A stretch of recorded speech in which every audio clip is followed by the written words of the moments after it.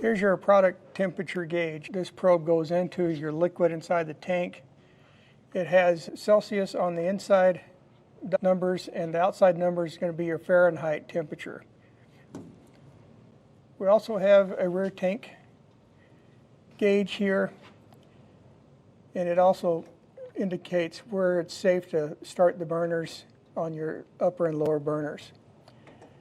I don't like to use this gauge for calibration because it runs on a float. And the float can be sitting at different levels depending on the viscosity of the oil or how the tank's sitting level-wise.